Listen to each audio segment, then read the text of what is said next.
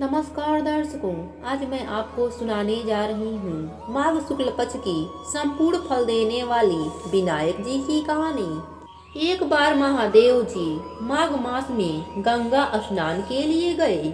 उनके जाने के बाद पार्वती जी ने अपने तन की मैल से एक पुतला बनाया और उसका नाम गणेश रखा। पार्वती जी ने उससे कहा, हे पुत्र, तुम एक मुग्दल लेकर द्वार पर बैठ जाओ। मैं भीतर जाकर स्नान कर रही हूँ। जब तक मैं स्नान ना कर लूँ तब तक तुम किसी को भी भीतर मत आने देना। गंगा स्नान करने के बाद जब भगवान शिव जी आए तो गणेश जी ने उन्हें द्वार पर ही रोक लिया। इसे शिव जी ने अपना अपमान समझा और क्रोधित होकर उनका सिर धड़ से अलग कर भीतर चले गए।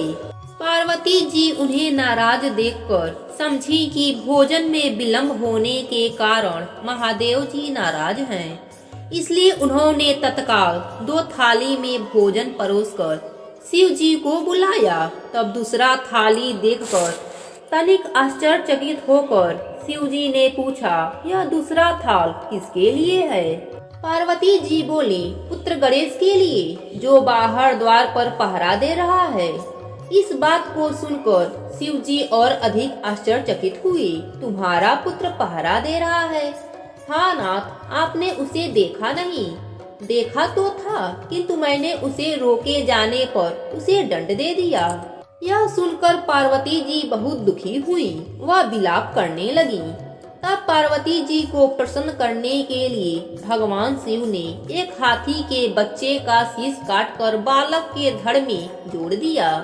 पार्वती जी अपने पुत्र गणेश जी को पाकर बहुत प्रसन्न हुई।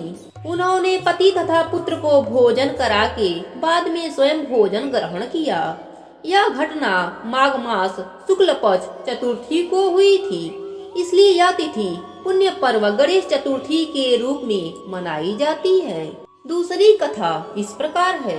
एक बार महादेव जी और पार्वती जी नर्मदा के तट पर गए। वहाँ एक सुंदर स्थान पर पार्वती जी ने महादेव जी के साथ चौपड़ खेलने की इच्छा व्यक्त की। तब शिव जी ने कहा, हमारी हार जीत का साक्षी कौन होगा? पार्वती जी ने तत्काल वहाँ की घास के तिनके बटोरकर एक पुतला बनाया और उसमें प्राण प्रतिष्ठा करके उससे कहा, बेटा, हम चौपड़ खेलने जा रहे हैं, किंतु यहाँ हार जीत का साक्षी कोई नहीं। अतः खेल के अंत में तुम हमारे खेल का साक्षी बनना कि हम में से कौन जीता कौन हारा। खेल आरंभ हुआ।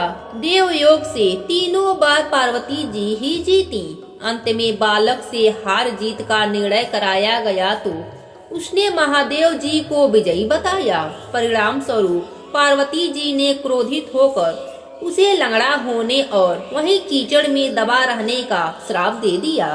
बालक ने विनम्रता पूर्वक कहा, माँ, मुझसे अज्ञातवश ऐसा हो गया है। मैं किसी कुटिलता या द्वेष में आकर ऐसा नहीं किया है। मुझे क्षमा करें तथा श्राप से मुक्ति का उपाय बताएं। तब ममता रूपी माँ को उस पर दया आ गई और बोली, यहाँ नाग कन्याएं गणेश पूजन करने आएंगे। उनके उपदेश से तुम गणेश पूजन करना, जिससे तुम्हारा दुख दूर हो जाएगा।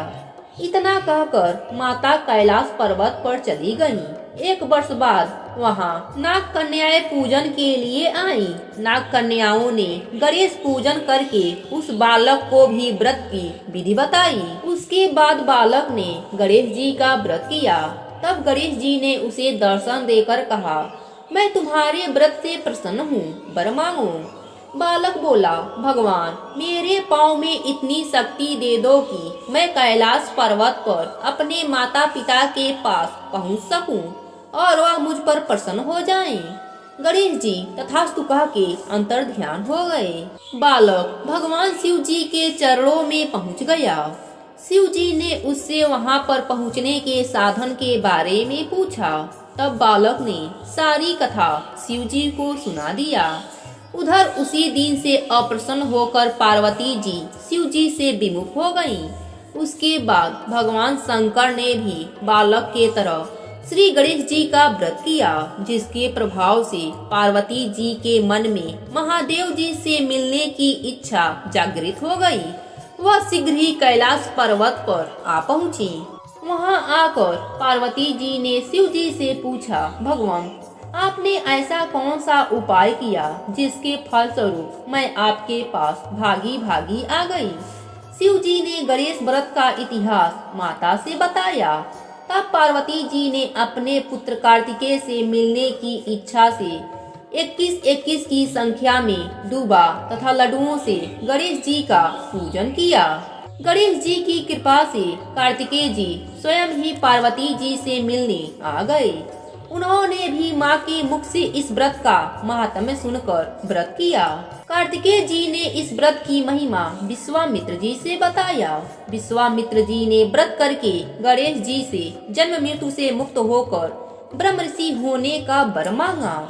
गणेश जी ने उनकी मनोकामना पूर्ण कर दी। भगवान गणेश इस दिन अपने भक्तों की सभी मनोकामनाएं पूरी करते हैं और उनके संकटों से उबारते हैं। जय हो गणेश भगवान की, जय हो चौथ माता की।